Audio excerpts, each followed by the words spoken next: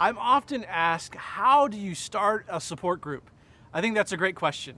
Let me give you just a few practical tips and ideas on how you as a church or as an organization can launch a support group in your area, in your community. First and foremost, you have to start with senior pastor or senior leadership support. It's not going to work if you don't get their approval. And so you need to go to them and you need to present your heart and what God is doing in your life, and you need to ask for permission and approval to be able to start the ministry. Because once you have senior pastor support, everything else is going to begin to fall in place. And as I unpack here in just a few moments of why senior pastor support is so important, you'll realize, oh, I can't do anything without them. Because you need senior pastor support to be able to launch this ministry and to be able to help the ministry grow and thrive. So what's the first thing you do, practically speaking? Well, the first thing you do is you need to leverage available space in your church or in your community. You know, every single week, churches sit empty 6 days of a week. And they're only typically utilized on Sundays. And so leverage the available space that you have within your church. You know, to start a support group, you don't need a whole lot of room. You just need a room that can hold around 8 to 10 people, comfortable chairs. Maybe if it's kind of a bland room, you should put up some pictures or something like that. You need to have coffee and drinks and maybe a few snacks. And it doesn't take a whole lot. Stick them in a circle. It doesn't take a whole lot of space to be able to hold or host a support group. So look around in your church at available space that you can use. Second, you need to assess the needs in your particular church and your congregation. Now, you may have a particular passion about a certain area that you want to start a support group in. And I understand that. I've got a lot of passions that I would love to start support groups in as well. But as you're getting this ministry started, you should look for the low-hanging fruit.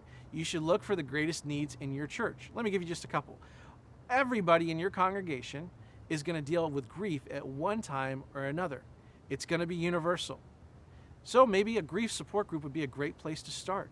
It may be a great place as a proving ground that support groups work for maybe your senior pastor, senior leadership. Unfortunately, in our congregations, 50% of our congregations are going to deal with some sort of divorce or separation. So maybe a good starting group for you could be a separated men's or separated women's or divorce care kind of support group as a starting point. Now you may say, well, you know what, I'm really passionate about mental illness or HIV or maybe a survivors of suicide group, and I am too. I've been personally affected and impacted by all those things in my life, personally, and also in my family. But sometimes those are hard groups for churches to get around and for senior pastors to sign off on. So start with the low-hanging fruit. Assess the needs in your community. The next thing you need to do is you need to utilize a support group system. Let me explain that a little bit. Here at Saddleback, we started out with just one support group. That support group is over a 20-year-old support group. And then we were able about a year later to launch another support group. But we only had a handful of support groups for about 15 years. Well, when I was able to come on staff and begin to work with support groups, I developed a system. And that system allowed us to launch literally tens of hundreds of support groups. So today, we have over 2,000 people a month coming to our support groups.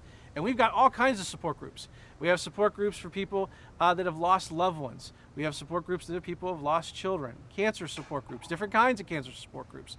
We have grief share and divorce care, separated men, separated wives. We have survivors of suicide support groups and bipolar support groups. We have support groups for people who have gone through abortions. We have literally hundreds of different kinds of support groups where thousands of people every single month come to. The way we've done that is we've provided, number one, training. And the training is called Leading and Launching Life-Changing Support Groups. And it's a training that I wrote from my experiences of leading support groups and also from my education background in counseling. And then second, we've developed a system in which we can have all those support groups function and be able to provide a safety net for people who come to our churches. The next thing you need to do is you need to create a ministry plan. And so you've got the vision, you've got the heart, you got senior pastor buy-off on this, you're ready to start. You need to create a ministry plan of how you're going to launch those groups and what is that going to look like, that particular group. It's very easy to do.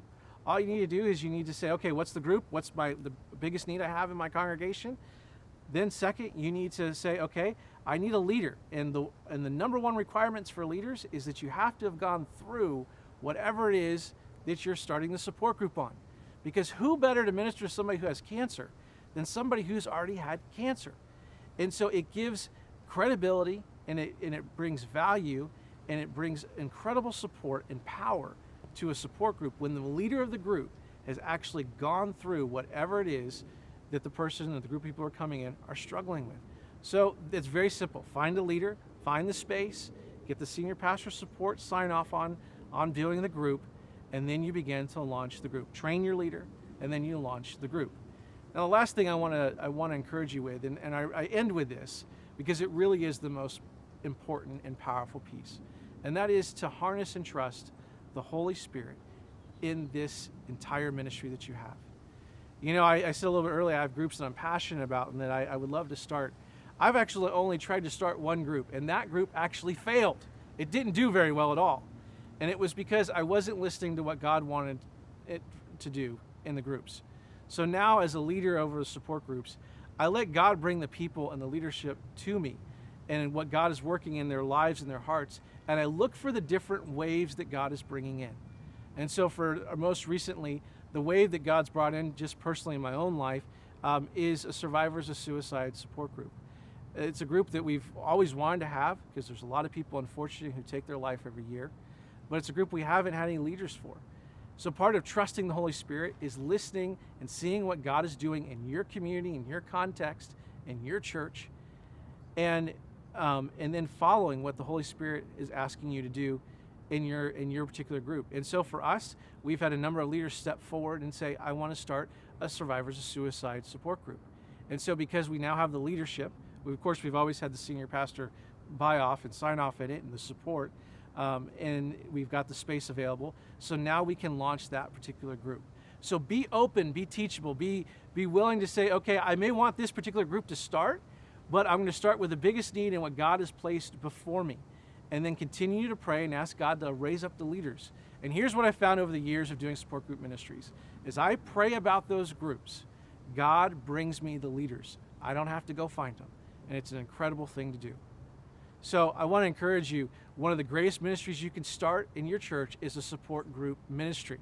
And we would love to be able to help you start that. You can contact us here at Saddleback if you have any more questions, and we would love to walk you through on how to start this incredible ministry for your church. Thank you.